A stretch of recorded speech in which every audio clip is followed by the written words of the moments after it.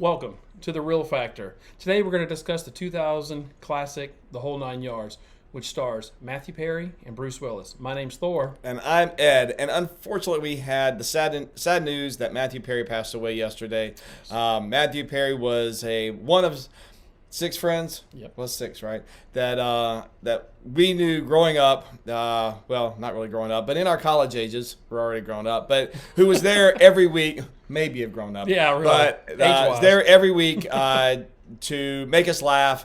And the show Friends has really meant a whole lot to me throughout the ages. I mean, to me, that's a classic, and could relate to that a lot. And it's just sad to see him go. Yeah, it is. It was tragic passing, at the age of 54, which is still relatively young. And I know Yes, it is. It's still new, so we don't know all the details, but it doesn't matter the cause, honestly. The result is the same, and it's tragic. But we wanted to be here to kind of celebrate what we think is one of his best movies that he's put out there. Yeah, definitely. Yep. So, and it doesn't help. Doesn't hurt. Who else his all-star cast is that's with him in this movie, The Whole Nine Yards. Do you mind if I tell you what it's about? Go ahead. Okay. Matthew Perry plays a dentist who moves to Canada because he's in a lot of debt because of his father-in-law, who was embezzling. Yep. We'll just say Who's also a that. dentist. Who was also a dentist. I see a trend here. Bruce Willis plays an ex-mob hitman who moves in next door. He's kind of like, not witness protection, but he's kind of laying low, has a different name. Well, Matthew Perry, Oz is his nickname in this. He finds out who he is. His wife and he are having some issues, so she's like, hey, you need to go turn him in and get that reward money.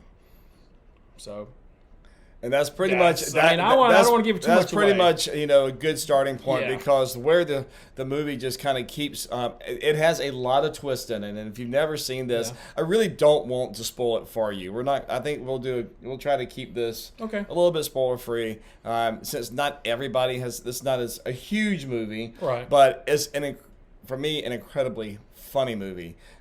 What I think about it does have a great cast to it. Yes. And the subtleness of the humor in this movie is, to me, what just makes it. There are a lot of overt funny bits that are just kind of over the top. Yes, I think some of the lines were cheesy. I mean, overall, it's a great story plot.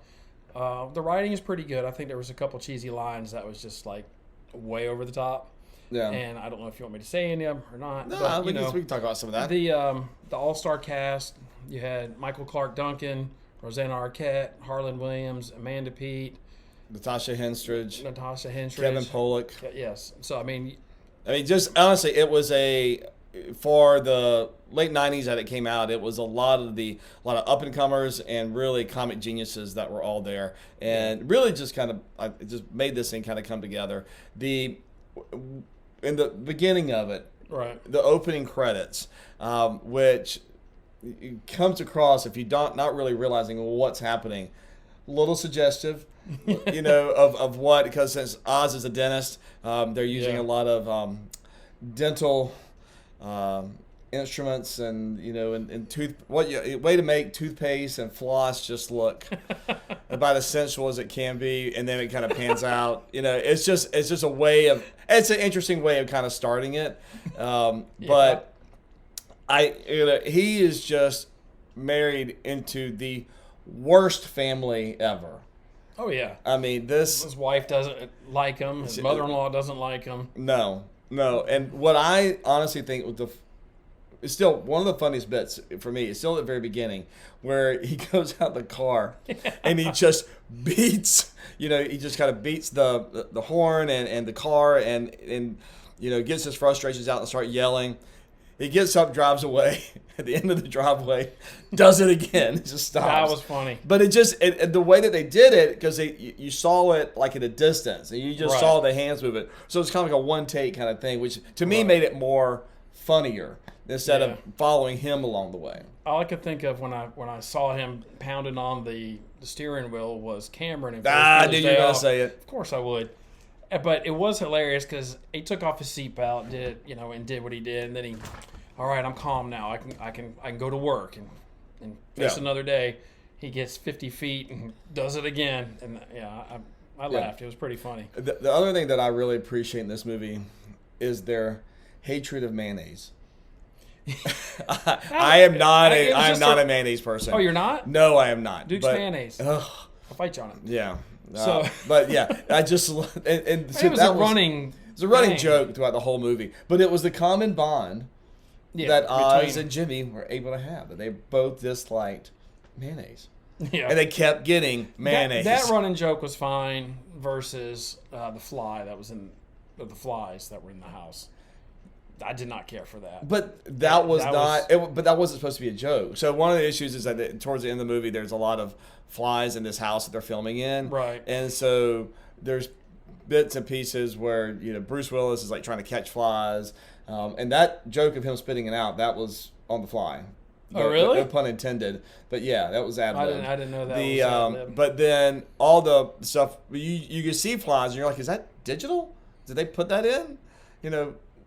We just got through seeing digital dinosaurs. I don't think that we're going to worry about trying to make a digital fly. Yeah, but the house was infested with flies, and they just didn't have the money to kind of get it, and it kind of just added to the character to it because the one guy gets killed at the end, towards the end. I mean, it's a mob movie. Come on, but we're not going to tell you who.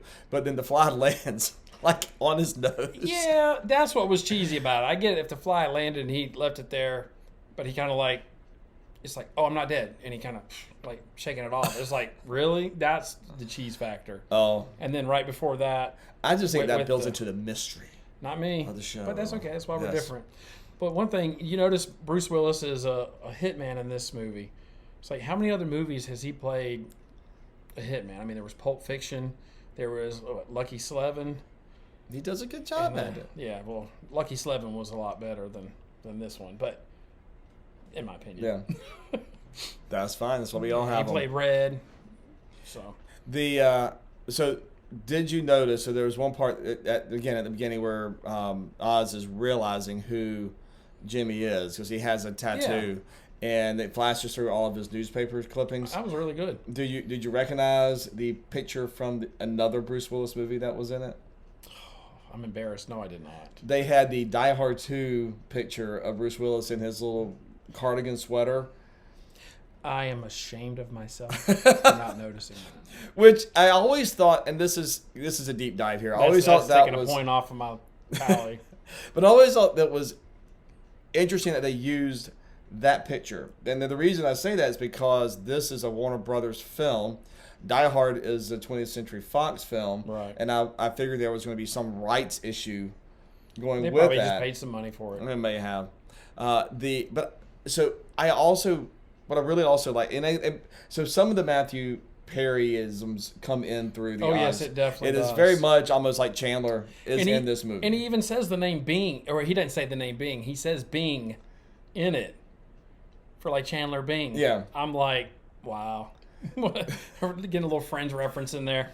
But some of his, but what I always liked about Chandler is his mannerisms and his little quirkiness, and that's the same thing that kind of Oz had here. And granted, I know they were kind of play off it, but just like the little things of like he got off the phone with Jimmy when he realizes that he was, maybe coming after him, and he just walks to the toilet, throws up, and then Jimmy's wife comes to meet him, Cynthia, and she just kind of she's like, tries to kiss her, and he's like, did you throw up a little bit? Okay, go brush first. I'll wait. Yeah.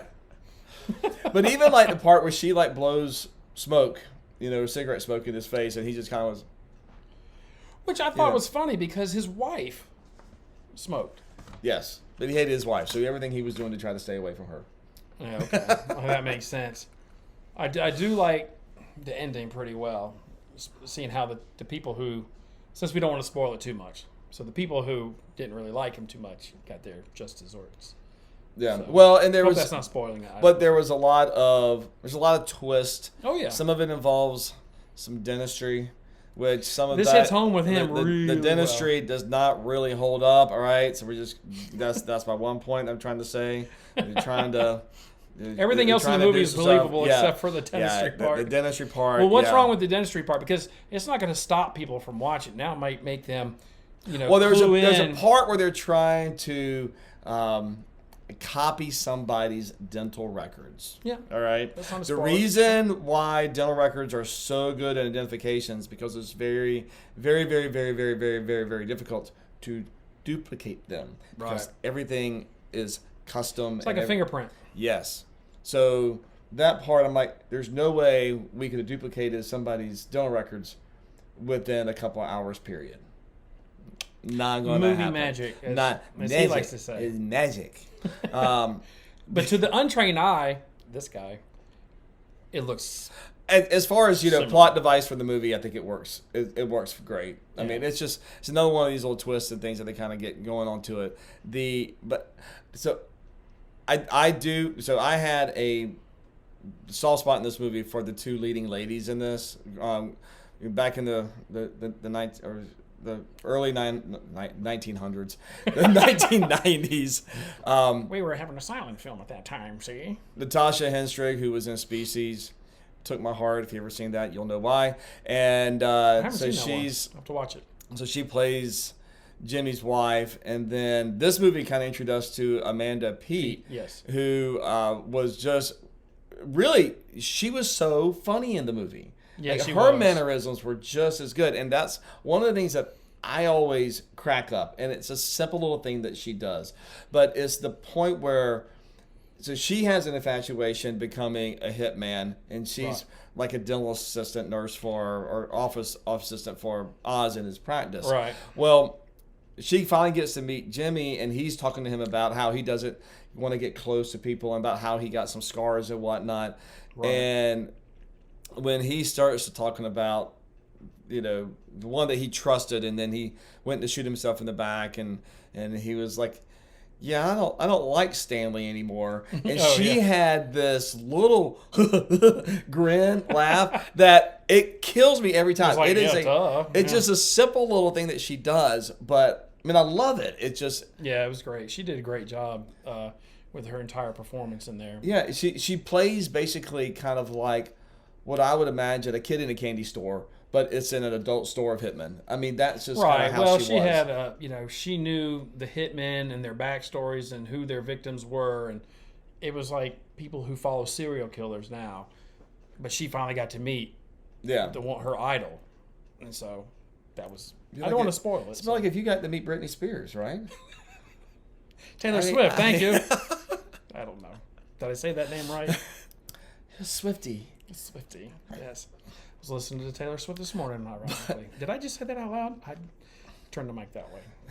But, so, another line that so there's a couple of things that Matthew Perry does that hilarious for me. One is where he kept running into, like, the sliding glass door. Go ahead. If he did it once, it wouldn't have been funny, but it's one of those things that they do it. You do 2 and 3 times, and like the third, it keeps building up. I know we have a differing opinion here, I guess, but it was just like, it's there again.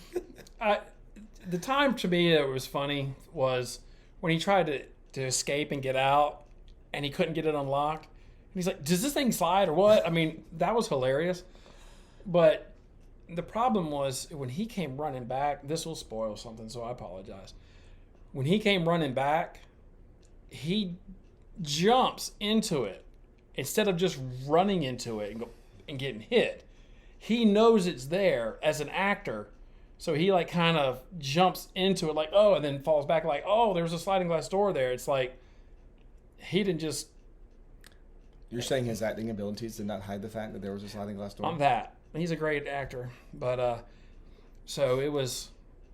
Yeah, not on that one. Yeah, but the cheese. Can I just say the cheesiest line in the whole? Please tell me. Stupid thing. Maybe it might be the one that I think is one of the funnier ones. I don't know. Probably not. So when he wants, so the woman says, "Do you want to marry me?" "Oh, I don't want to just marry you. I want to marry you more than anybody's ever wanted to marry anybody in the world." I'm like, really? Don't tell me you love that line or something. No, that's not what I have written down. Is that what you're going to say to somebody? No. I want to marry you more than anybody's ever wanted to marry anybody ever. Well, coming from what he was with, That may be true. And, Yeah. it is. But I did like the plot twist when he said, "You marry me," and what she says to him right after. Yeah. I did like that. The what, and again, this is just a simple thing, but they were.